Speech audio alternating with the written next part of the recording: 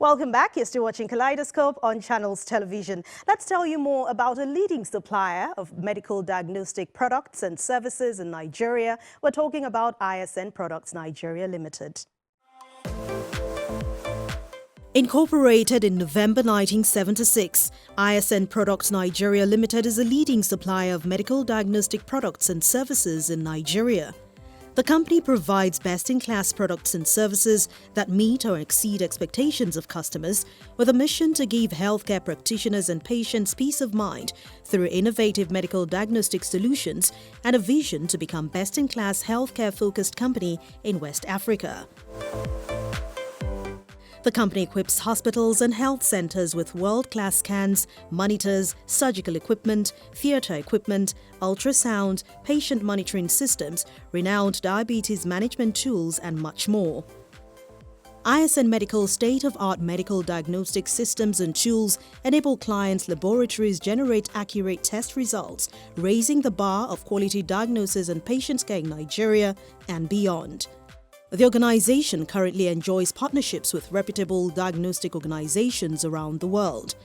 Till date, ISN Products Nigeria Limited remains the authorized agent and distributor championing large-scale supply of reagent parameters for clinical chemistry and immunology. A household name in medical laboratory science, I asked the executive director, Felix Tofungu, how the business has survived almost half a century. Well, I think we've been fortunate enough to have a very strong team over those years. We're very particular about the people we bring into the company, and we invest a lot in their training and in their development.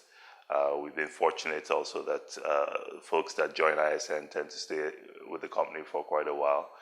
And I think most of our customers will say that the ISN, the typical ISN staff is a little bit different from the rest of the folks that they come in contact with, from other suppliers. So we're very proud of the team that we've assembled and that we've kept over the years.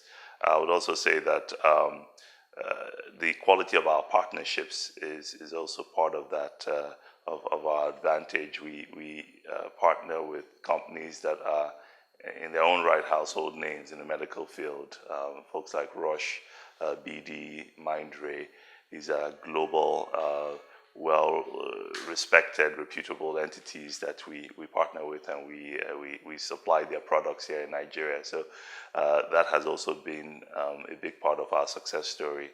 And then finally, I would say that we try to do business the right way. I mean, it's really important to us that we run our business according to our core values, customer centricity, integrity, growth and development, performance. And by staying true to our core values, I think we have it has really helped us to register some success over that period of time. And of course, there's also the good fortune, just that, good luck over the years. A lot of times we talk about doctors, we recognize nurses in the medical profession, but medical laboratory scientists, we don't hear a lot about them, if you ask me. But you have an initiative, a platform that gives them an opportunity to be recognized and awarded. What's the driving force behind this initiative? Well, exactly what you said. I mean, we've recognized over the course of our existence as a business that medical lab scientists are sort of the hidden practitioners within the healthcare landscape, and the work that they do is so critical to the overall quality of health outcomes. And we thought it made a lot of sense, particularly with this pandemic, where without lab scientists, there is no measure for the spread of COVID or the numbers associated with the pandemic.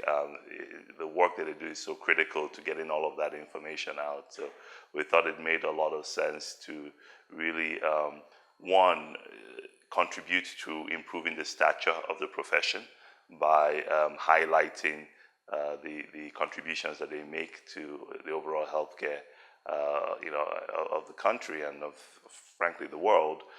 And two, also celebrate quality in medical laboratory practice, along with highlighting their contributions to healthcare. And talking about contributions to healthcare, I mean, they say doing good is good business. What are those initiatives, other ones that you have done to contribute your own quota? Yeah, we're particular about how we contribute and support the various stakeholder groups that we engage. So we started an initiative some years ago where we contribute, or where we devote a certain percentage of our profits every year to two areas. One is CSR related activities, and the other is research and development. On the CSR side, we've partnered with a number of associations over the years. The Diabetes Association of Nigeria is perhaps chief among those. The Association of Medical Lab Sciences of Nigeria is another. And we contribute to several efforts and initiatives that they run throughout the year. I think that really came to bear in last year during the height of the COVID pandemic. And then on the research and development side, not only do we support individual researchers in their research efforts, but we've also partnered with the International Research Center of Excellence, which is based in Abuja, to sponsor and support research studies that they run. And we currently have one, it's a multi-year study that we are partnering with them on, and we're quite proud of that association. Right here in Nigeria, we know the problem of misdiagnosis is still a very huge challenge right here. A lot of people have lost their lives because of this. I know someone who has also personally, but what do you think is the real problem here? Yeah, it's a good question. I think there are several aspects to the problem. So it starts with I don't think there are enough lab tests being done, right? So the typical interaction, or the way an interaction with a doctor is supposed to happen, is, a patient comes to a doctor, complains about whatever it is that's ailing him or her. The doctor takes the history, does some physical examination, comes up with a hypothesis as to what might be wrong with the patient. Now, the last stage is that the doctor is supposed to confirm that hypothesis with lab tests, but unfortunately, many times it ends there, right? After the physical examination and taking the history, the doctor then pronounces, "Oh, you have malaria," or whatever it is. And there's so many diseases that present similar symptoms as malaria or whatever else, and so it's essential that the hypothesis as to what might be wrong with the patient is confirmed by lab results, by lab tests. And I think we need to really make that a sacrosanct part of the entire interaction between a patient and a doctor in all cases. Now, secondly, let's assume then that the doctor actually orders some tests to be run. Then it comes down to, well, what's the accuracy of that entire lab process, right? From the drawing of the blood, if it's a blood specimen, or the collection of the specimen, whatever it is, to the handling of the specimen, to the storage of the specimen, to the analysis portion of it, what instruments are being used, what's the quality of the instruments that is being used, how often and how well are those instruments maintained, are they calibrated? If we're not checking and confirming that that is happening the way it should, then unfortunately we'll have cases of misdiagnosis. Unlike so many people who travel overseas for greener pasture in their own terms and just stay there, especially those in the medical profession, you had most part of your education abroad, but you came back here to manage this business. What attracted you to decide to do this? I have an opportunity to run a business that has such a direct impact on the lives and welfare of millions of people, and there aren't many places in the world where one gets such an opportunity. Well, I mean, there are definitely we still have some ways to go when it comes to healthcare in Nigeria, for sure. But I choose to look at that as an opportunity to contribute somehow to furthering our development and supporting our development in healthcare practice. And that excites me. That excites me. Investment in research in the laboratory field in Nigeria is still relatively low, if you ask anyone. What do you think is responsible for this, and what do you think can be done differently? Well, investment in healthcare in Nigeria in general is low, right? I think in 2001 was when the African Union, members of the African Union got together in Abuja and came up with the Abuja Accords, which sort of called for member states to devote 15% of their budget each year to healthcare. And Nigeria was one of the signatories to the Abuja Accords, of course, being the host of the convention.